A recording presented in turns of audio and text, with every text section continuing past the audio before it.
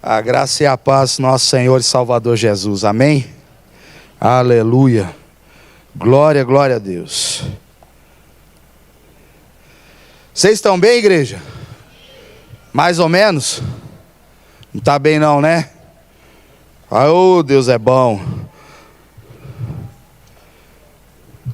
Só vitória. Aleluia. Então vamos lá, abram suas Bíblias. Lá no finalzinho, carta de Pedro, 1 Pedro, capítulo 1, dos versos 13 a 25, nós vamos ler. Em nome de Jesus, confesso que eu estou aqui emocionado por dois motivos. O primeiro deles é sempre poder estar diante da palavra de Deus, sempre poder estar pregando essa palavra, isso é lindo demais. Que o Senhor tenha misericórdia de mim, que o meu eu não atrapalhe a mensagem do Senhor. E o segundo ponto, sim, de emoção mesmo, de comoção na minha vida, que é uma ajuda que eu pedi ao Ribas e ele prontamente deu. E o meu coração se alegrou muito de ver o Ribas aqui, ministrando dízimo para nós, abrindo esse culto, orando. É lindo e é um privilégio poder fazer parte dos primeiros passos quando um servo do Senhor é chamado. Deus te abençoe, viu, Ribas? Que o Senhor enche mesmo tua vida. Aleluia, agora chegou. Agora chegou. Aleluia. Que o Senhor encha mesmo a tua vida desse Santo Espírito, viu? Glória a Deus. Irmãos, vamos ler aqui 1 Pedro, capítulo 1, dos versos 13 a 25.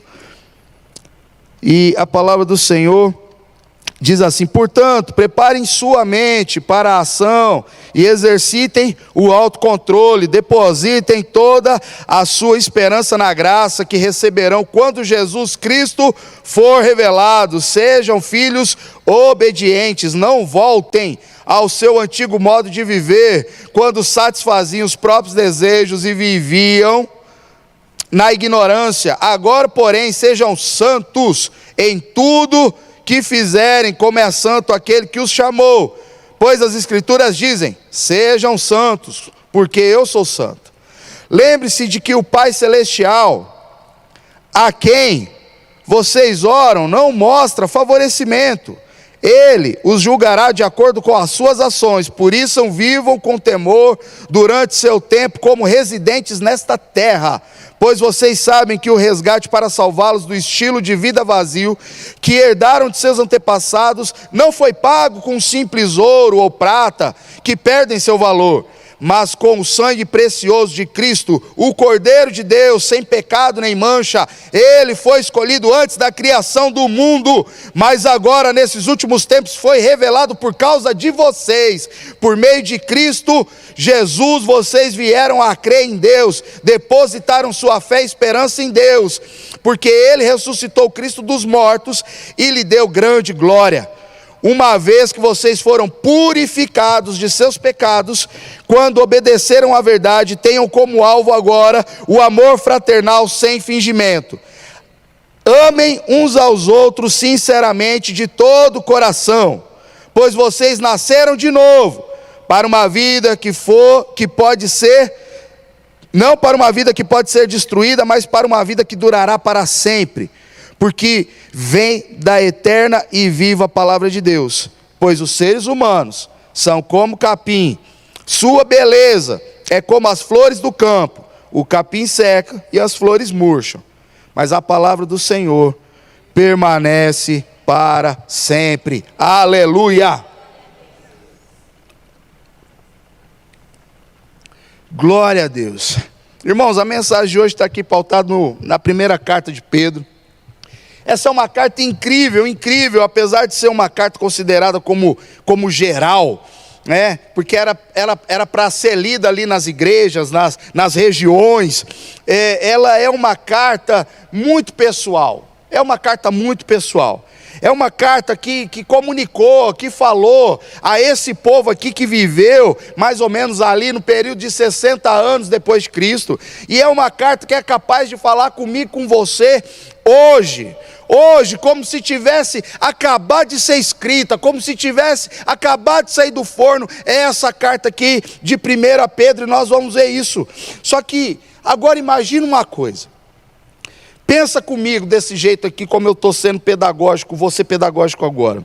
Imagina você recebendo uma carta de alguém que foi amigo pessoal de Jesus durante seu ministério aqui na terra. Imagina um trem desse, irmãos. Consegue? É para ler de joelhos, né? É para ler de joelhos. Aquele que foi amigo pessoal de Jesus Cristo nessa terra, escreve uma carta e te envia. É para ler de joelhos. O tema dessa mensagem hoje, irmãos, e eu vou pedir para vocês assim, me ame, viu? Verdadeiramente. Vai começar bem que só esse trem, e vai terminar melhor ainda, amém? Glória a Deus. O tema da mensagem de hoje é: o que tua glória fez comigo? O que tua glória fez comigo?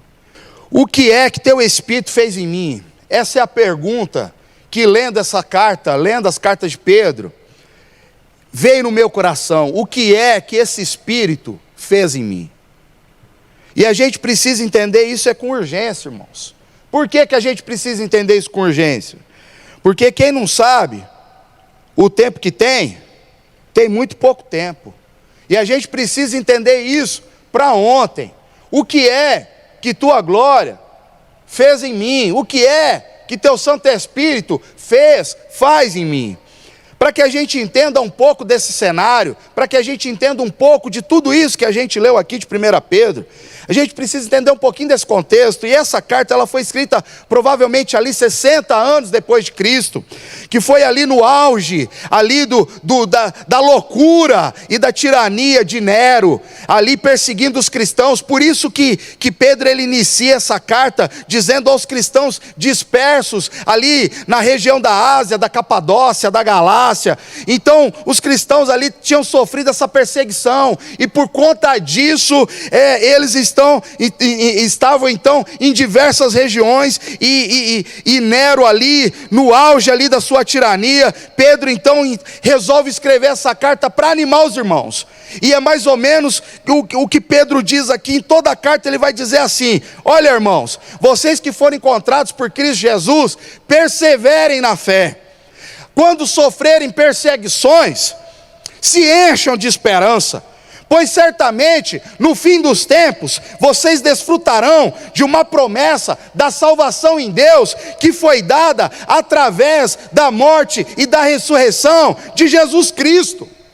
Quando a gente olha aqui o primeiro capítulo de Pedro, a gente vai ver Pedro exaltando a Deus e a sua trindade, dizendo assim, ó: todo louvor seja dado ao nosso Deus e Pai do nosso Senhor e Salvador Jesus Cristo, que por sua misericórdia nos fez nascer de novo em Cristo Jesus.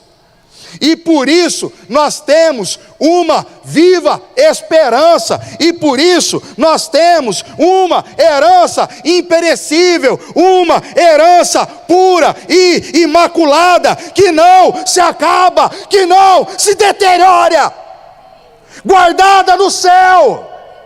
Aí eu pergunto: você crê nisso? É só uma parte crê, é só uma parte que crê.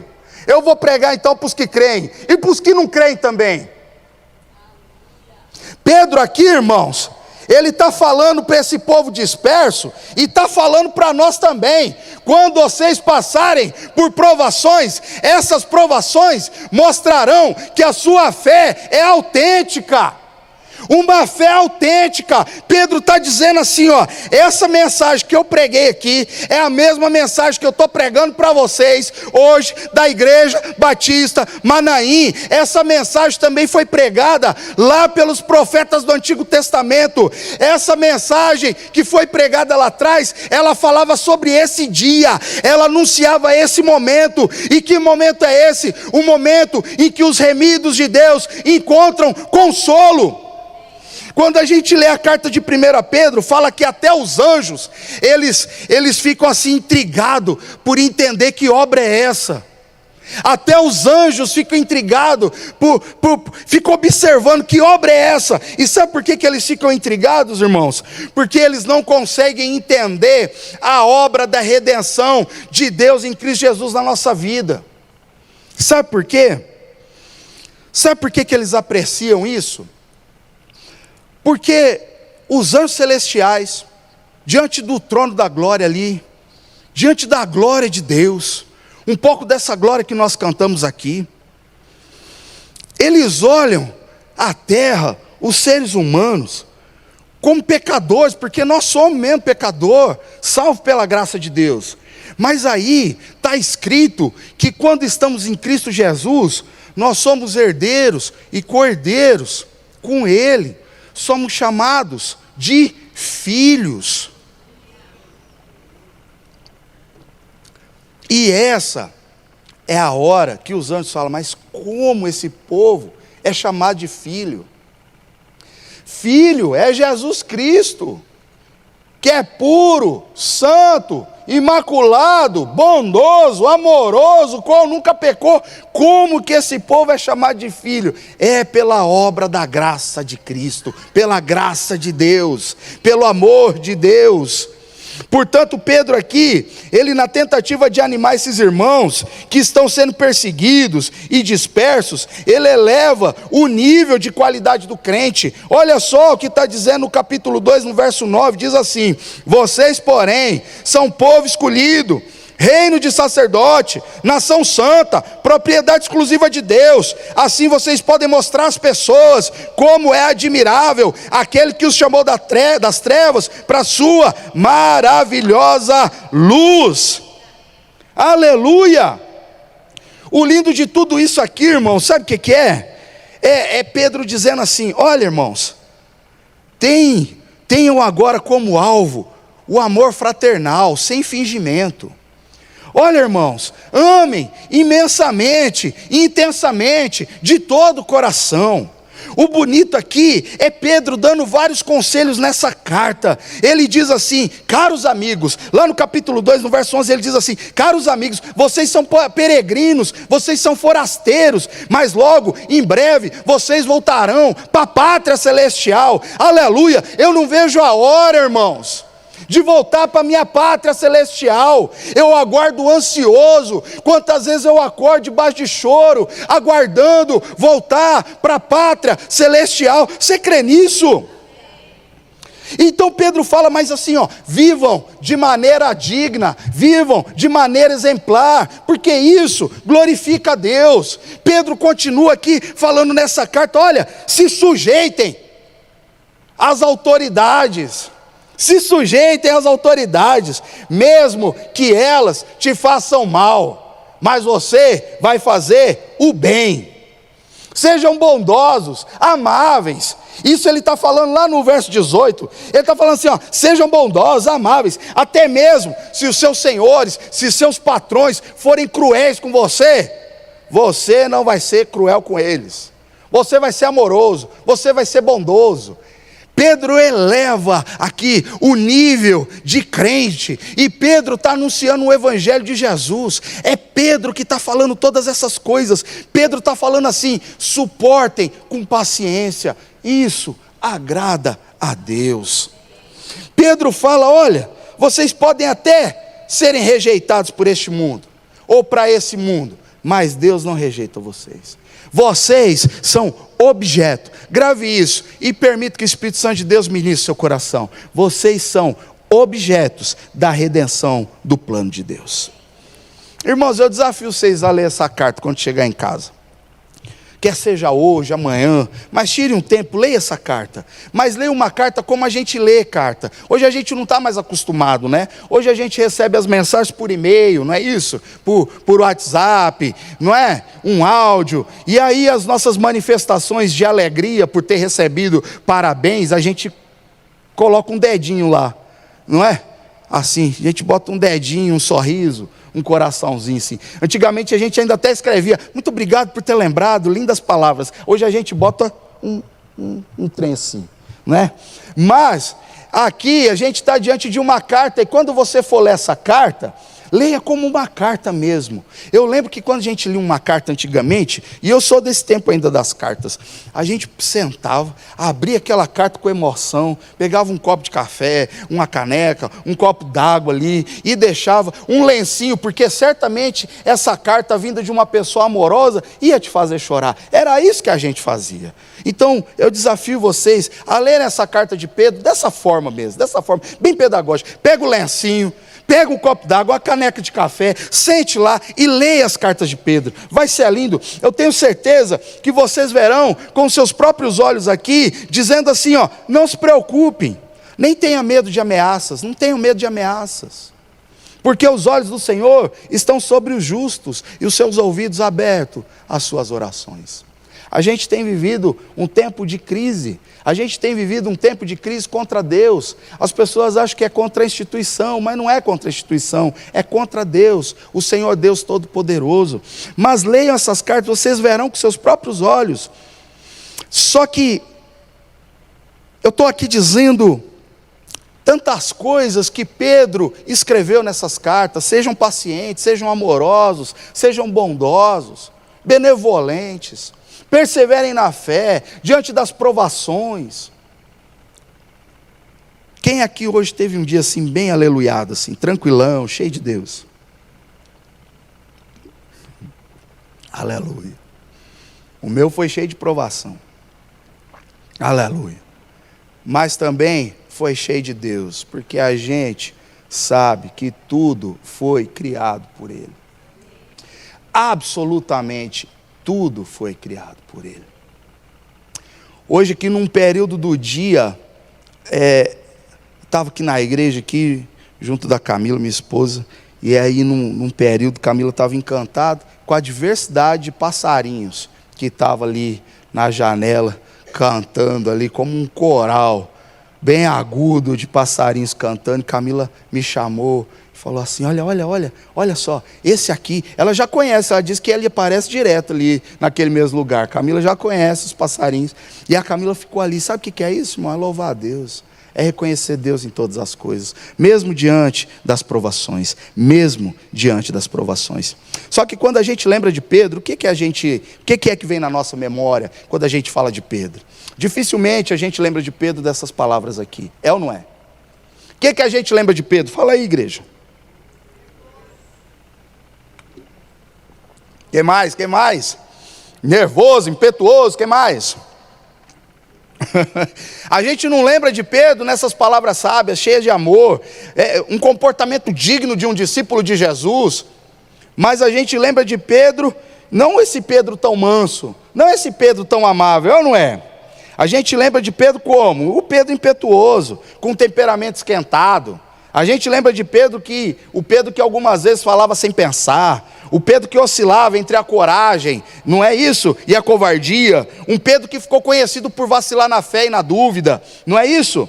No momento de mais dor ali, de Jesus, quando Jesus se entrega, sem ter culpa nenhuma, se entrega voluntariamente, por amor do povo, sem possuir culpa alguma, Jesus se entrega. O que é que Pedro faz? Pedro vacila ali na fé, na dúvida. Pedro nega Jesus, e Pedro nega Jesus enfaticamente. Quando a gente lê o texto lá, a gente vai ver que Pedro ele é dissimulado. Quando pergunta assim lá na fogueira, fala assim, você é Galileu, você é um deles, você estava com ele. Ele fala assim, não sei, não conheço, nem sei do que vocês estão falando, nem sei, dissimulado. A gente lembra de Pedro, é assim. A gente lembra de Pedro, que quando Jesus vai lavar os pés dos discípulos, ali em João, naquele momento ali da última ceia, Jesus estava ali lavando os pés dos discípulos, Jesus estava entregando a sua alma ali, para aqueles discípulos, antes de ir para a cruz. E aí o que Pedro então, ele faz? Porque assim, para que vocês saibam, esse rito de lavar os pés e tal, era obra de escravo, o pior escravo, assim, quer dizer, o pior não, mas o escravo mais baixo, aquele que se sujeitava a fazer a coisa mais triste, era esse tipo de escravo que fazia essa ação, que era de lavar pés. E todos sabiam, porque todos eram judeus, mas todos estavam dentro da casa, mas ninguém teve coragem de fazer. E aí Jesus vai lá e lava os pés dos discípulos. Quando chega para lavar os pés de Pedro, o que Pedro fala? Não, Senhor, de maneira nenhuma. Que? O Senhor vai lavar meus pés? Não. E aí Jesus com todo amor fala, se eu não fizer isso, Pedro, você não vai ter comunhão comigo. E aí então o que Pedro faz? Então lava os pés, as mãos, lava a cabeça, quase que ele falou, lava-me o corpo todo. Esse era o Pedro que a gente conhece. Esse é o Pedro que dizia assim, que estava pronto para ir preso, e por Jesus e até ir para a morte. Mas ele negou, irmãos, ele negou. E o que foi que fez o Pedro despertar? O cantar do galo. O cantar do galo foi a graça de Deus. O cantar do galo foi o que despertou a alma de Pedro. Quando o galo cantou, a alma de Pedro foi despertada. E Pedro chora amargamente, porque ele havia negado Jesus. Ele havia negado Jesus. E isso é muito triste, irmãos, porque a palavra do Senhor fala que quando uma pessoa nega Jesus diante dos homens, ela será negada diante do Pai Celestial. Mas quando uma pessoa, ela glorifica Jesus diante dos homens, ela também será ali levada diante do Pai Celestial. E foi isso que Pedro fez. Pedro era aquela pessoa que quando Jesus estava nesse momento de angústia, ali no Monte das Oliveiras, ali, orando, antes da crucificação, Jesus chama um grupo seleto de amigos, ali, de discípulos, e fala, me ajuda em oração. Olha isso, Jesus, me ajuda em oração, orem comigo, porque a minha alma está profundamente abatida, angustiada.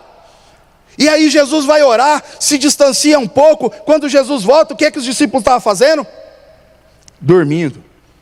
E aí Jesus então, Pedro, você está dormindo? E Jesus desperta Pedro. Você perceba no texto, irmãos, quando você lê lá, que Jesus não chamou os outros, chamou Pedro. Pedro, você está dormindo? E aí Pedro desperta, e Jesus vai orar de novo, e daqui a pouco Jesus volta, e o que ele estava fazendo? Dormindo de novo. E Jesus vai orar de novo, pela terceira vez, e a oração de Jesus, Lucas relata que ela foi tão intensa, que ele suava gota de sangue, que um anjo do céu ajudou Jesus em oração, e quando Jesus volta para os amigos, volta para Pedro, o que Pedro está fazendo? Isso, muito bem, dormindo. Muito bem, dormindo.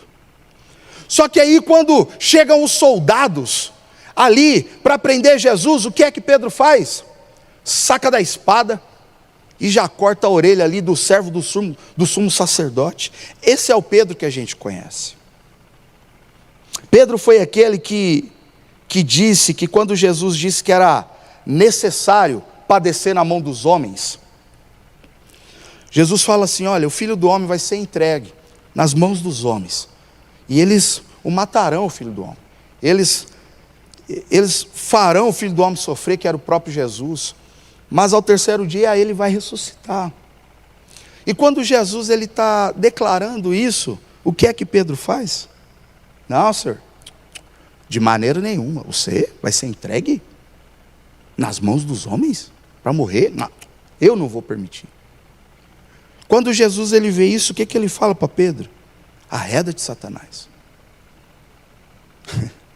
Arreda-te, Satanás. Irmãos, a verdade é que a gente podia passar a noite aqui falando sobre as características de Pedro. A gente poderia passar um bom tempo.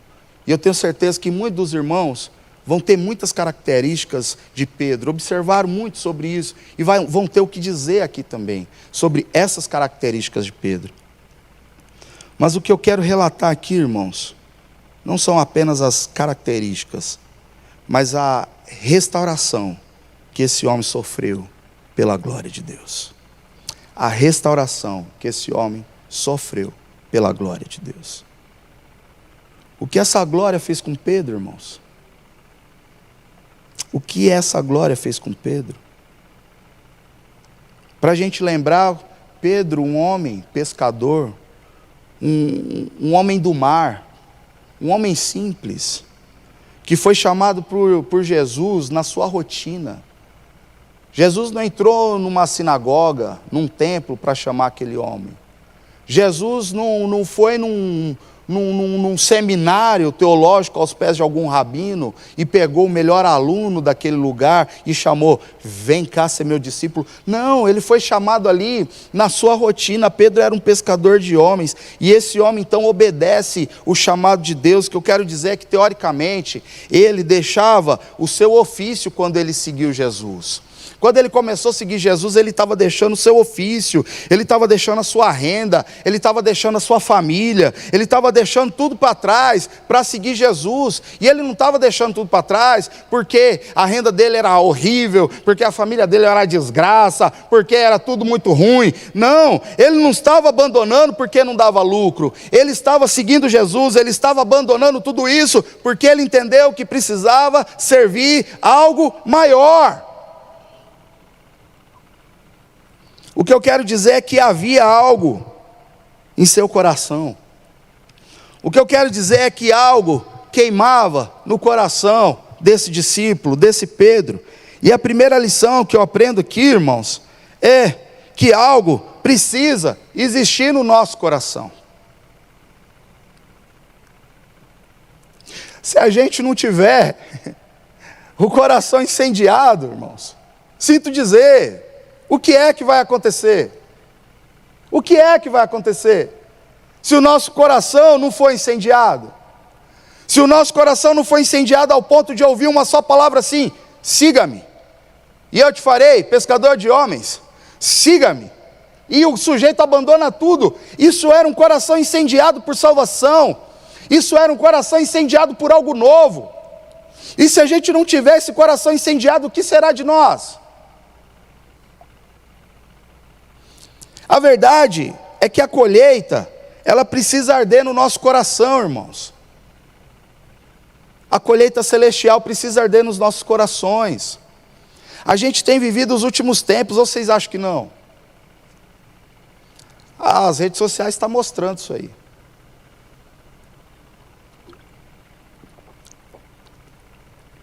A pergunta é, o que tua glória fez comigo? O que tua glória fez comigo? Eu imagino Jesus dizendo assim para Pedro, Pedro, agora a sua pescaria não é mais pescar peixes para a mesa, Pedro, mas sim recrutar homens para o reino. Agora a sua pescaria não é mais pescar o peixe e botar na mesa, mas agora você vai pescar a alma dos homens para o reino.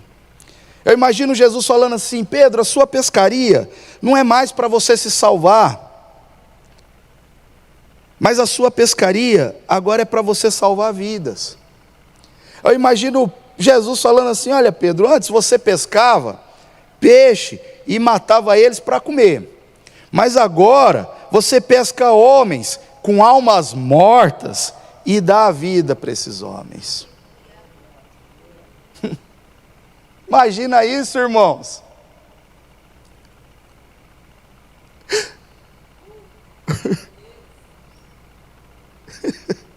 Oh Deus.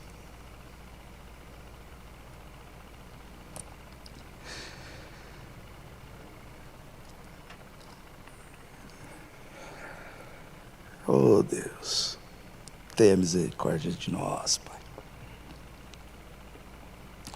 Quando a gente olha para Pedro afundando, na famosa passagem que o mar ali, as ondas estão revoltas, Jesus está andando sobre o mar e Pedro, ele se assusta achando que é um fantasma, um trem do tipo, e Jesus diz, não sou eu, não tem mais.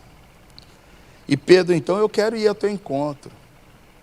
Irmãos, você está disposto ao encontro de Jesus por sobre as ondas?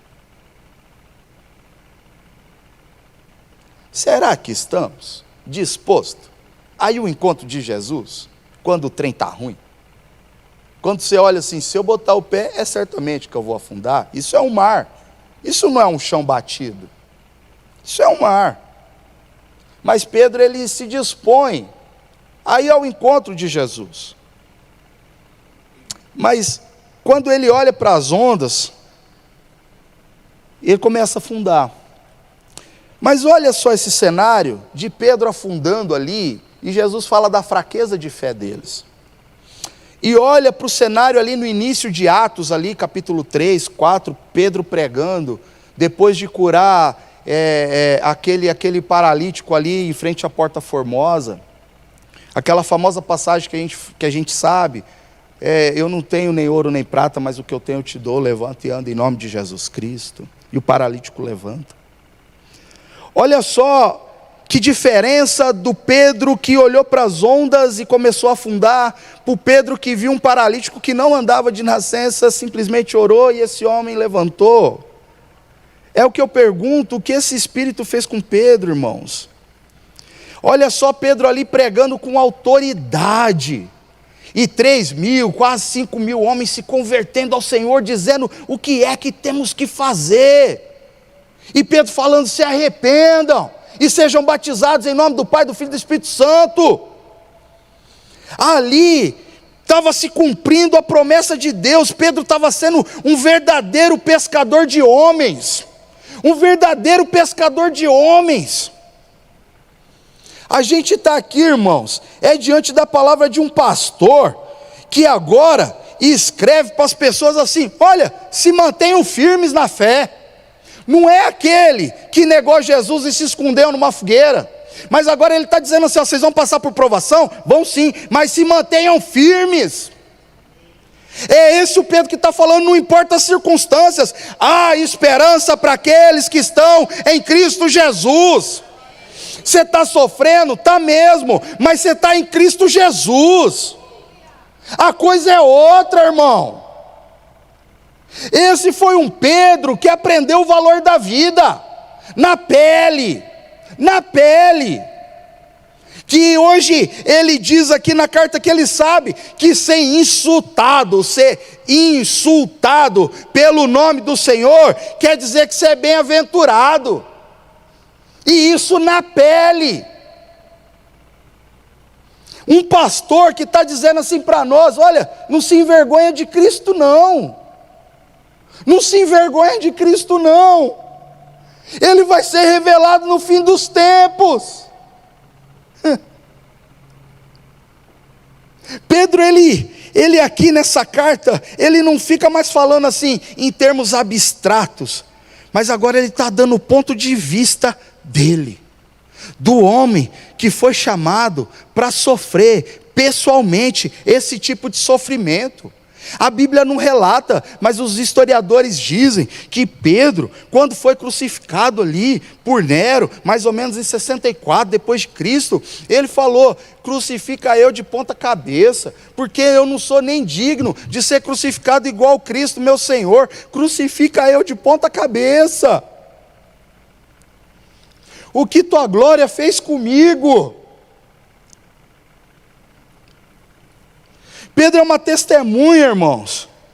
Ele viu, ele ouviu, ele sentiu, ele tocou, ele falou. Esse homem agora, ele está dizendo para nós, e o que ele está dizendo para nós é um verdadeiro tesouro. Se mantenham firmes diante das circunstâncias adversas. É um verdadeiro tesouro. Um homem que quando viu uma circunstância adversa, puxou de uma espada e deu na orelha do outro. Agora ele está dizendo, se mantenham firmes, sejam equilibrados, pois Deus se agrada disso. O que essa glória fez com Pedro? O que essa glória fez comigo? O que essa glória fez com você? O que essa glória fez com você que assiste aí? O que esse Espírito fez com você? Não é possível que se você está em Cristo, Ele não tenha feito nada. O que essa glória fez com Pedro é incrível. Tirou Pedro de ser um pescador de peixe apenas, para ser pescador de almas, pegando homens com as almas mortas, e trazendo vida a essas almas. Foi isso que Pedro fez. Um homem que tinha nas mãos uma espada e era capaz de matar, hoje ele fala, amem intensamente uns aos outros. O que essa glória fez comigo, irmãos? Quantas situações, irmãos, a gente acha que não vai conseguir? É ou não é? Marcelo, meu irmão, faz um som aqui, Marcelo. Bonito para nós, em nome de Jesus. Quantas situações, irmãos, a gente acha que não vai conseguir passar. Mas aí a gente lembra da graça de Deus. E a gente vai andando, é ou não é? Quantas situações, irmãos, que a gente olha e fala, tem jeito não. E muitas não tem mesmo. Muitas não tem mesmo. Mas quando a gente vê, passou. Porque a gente lembra da glória de Deus. Quantas situações que a gente olha e fala, não vai dar não. Não vai dar não. Esse menino aí, se converter, dá jeito, não vai não. Esse meu marido, mudar, dá. Mas você entra nesse movimento da graça de Deus, e quando você vê, o homem mudou. Quando você percebe, o filho mudou. Quando você menos espera, a mesa na sua casa tem mais de uma pessoa. Não está mais só você. Não se come mais no sofá, se come na mesa. Porque é a graça de Deus, é a glória de Deus movendo, é o consolo de Deus. Mesmo quando uma circunstância ruim não muda, uma circunstância ruim não muda, mas o consolo de Deus te envolve, e quando você vê, passa. Mas agora também, irmãos, tem o outro lado. E esse outro lado é o seguinte: quantos problemas a gente ainda passa como velhas criaturas? Quantas situações, quantos problemas a gente ainda passa sendo velha criatura, com velhos hábitos? Diante de um problema, a gente ainda quer gritar ainda, porque um dia resolveu, e a gente quer gritar ainda. Diante de um problema, a gente quer esganar, eu não é? Até ao longo dos dedinhos assim. Ah, se eu pego, eu esgano, acabo com isso. Gente, isso é só comigo? Não é possível um trem desse. Não é possível. Quantas vezes, irmãos, a gente continua passando pelos problemas com os velhos hábitos, com a velha natureza, querendo bater, querendo virar a mesa. Eu vou virar a mesa aqui, cabe esse negócio já. Quantas vezes, irmãos, a gente ainda acha que pequenas gorjetas não são suborno, pequenos agrados, só um agradinho, misericórdia.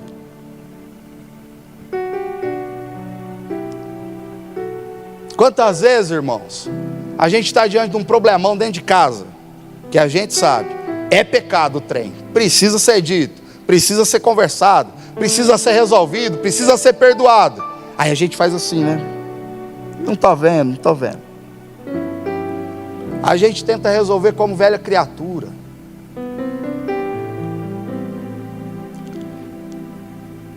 Já percebeu que tem gente que não muda por nada nesse mundo? Mas não muda uma vírgula. Desde o jeito que nasceu até a morte vai ser a mesma coisa. Não muda por nada. E ainda se orgulha disso ainda. Bate no peito, eu sou um sujeito firme. Ou uma sujeita, né? Alguém conhece gente assim, irmãos? Não? Só eu? Continua briguento. Continua briguenta. Sangue quente. É que você não sabe, meu irmão, meu pavio é curto. Pisa no meu calo não, hein? Quantos a gente já não conhece assim, irmãos? Não aqui, né? Aqui é benção. Aqui, aleluia. Aqui não, aleluia, aqui não. Mas quantos que a gente conhece assim, que fala, eu falo mesmo. Eu não devo nada para ninguém.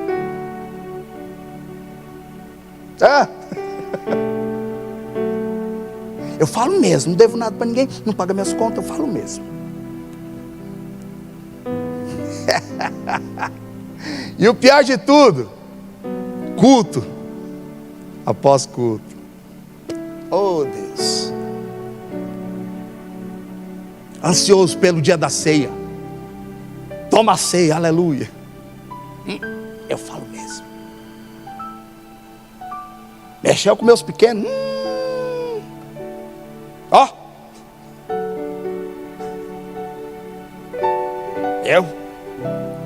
Sai de mim, hein? Mas acho que só eu que presenciei esse tipo de coisa. A verdade, irmãos, é que não adianta gente culto após culto, ceia após ceia, célula após célula, encontro após encontro. Cadê a restauração? Cadê a restauração? Por que a igreja está tão abatida, irmãos? Por que a gente está tão abatido? Você não faz essa pergunta para si? Por que não há alegria? Por que não há sorriso? Por que não há troca de amor? Já parou para pensar nisso?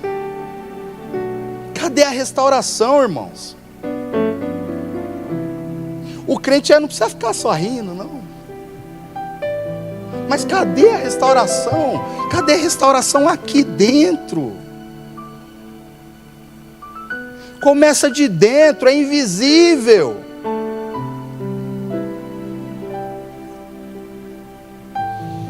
Muitos de nós, todas as vezes que a gente fala de Pedro aqui, né, o discípulo de Jesus, a gente se compara com Pedro, né? Não é verdade?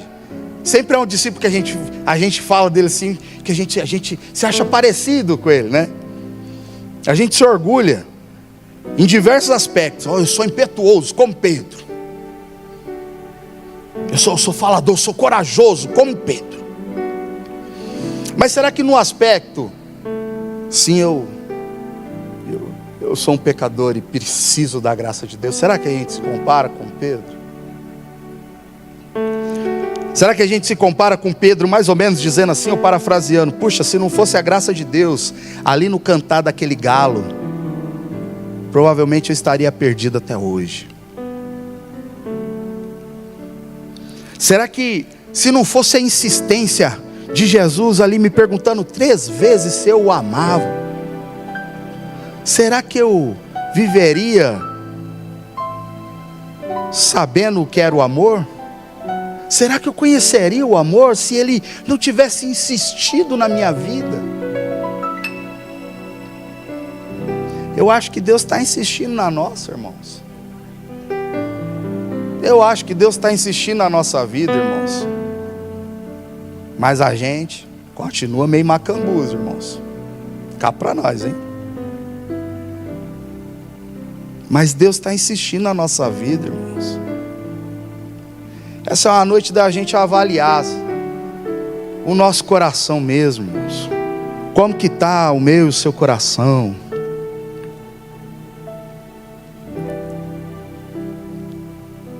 É uma noite mesmo da gente pensar o que tua glória, Senhor, fez comigo. O que eu tenho para dizer para as pessoas da tua glória? O que é que eu tenho para dizer? Puxa, eu fumava, agora eu não fumo mais. Isso é a glória de Deus. É a glória de Deus transformando. É a graça te envolvendo. Puxa, antes a minha boca, numa frase saía 10 palavrões. Talvez você fale, agora não sai 10, são uns 2. Está mudando. Estou no processo, Senhor. Insista comigo, até que não saia mais os palavrões. Insista comigo, Senhor, por favor. Não desista de mim. Se quando eu começar a orar eu dormir, assim como Pedro dormiu. E eu não digo só fisicamente, literalmente, mas o espírito dormindo, um espírito que não acorda diante das situações, um espírito que não se liga diante dos problemas, um espírito que não chora, que não clama. Insista comigo, Senhor, para que eu tenha o que dizer, o que tua glória fez comigo.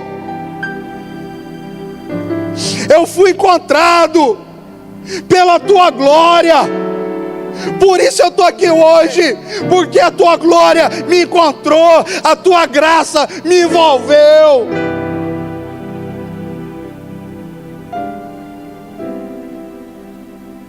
Qual foi a última vez que você chorou, irmão?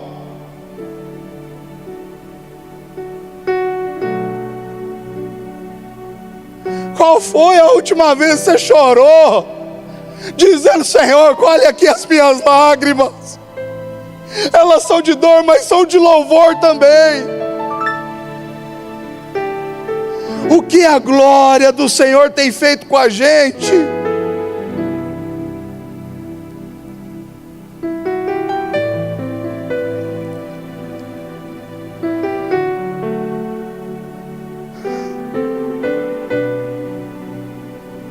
Será que a gente tem vivido debaixo da graça, do fruto do Espírito? Ou a gente ainda tem vivido debaixo da maldição da carne? Somos homicidas ainda, irmãos. Somos truculentos, resolvedores de problema. Não gostamos de ser contrariados.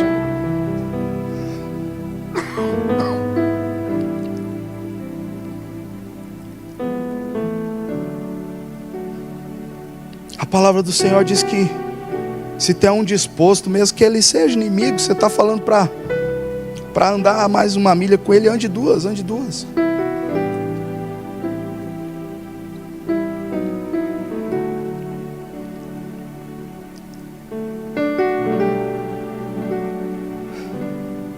Está falando assim: você tem uma capa, você tem duas, fica uma, dê a outra.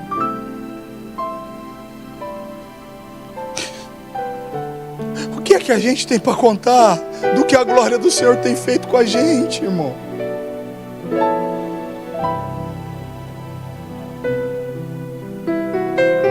Será que um dia nós vamos deixar de afundar no mar da vida e começar a fazer paralítico andar?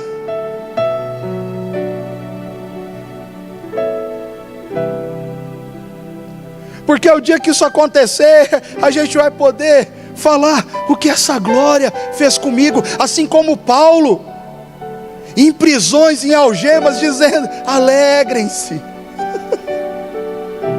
Alegrem-se. Não tenham vergonha das minhas algemas, não. Isso passa. Alegrem-se. Que possamos avaliar, irmãos, como tem sido mesmo a nossa conduta diante de Deus.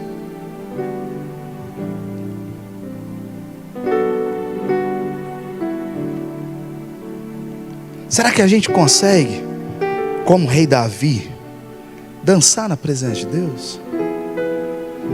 Ou tem muitos protocolos para a gente se desvencilhar?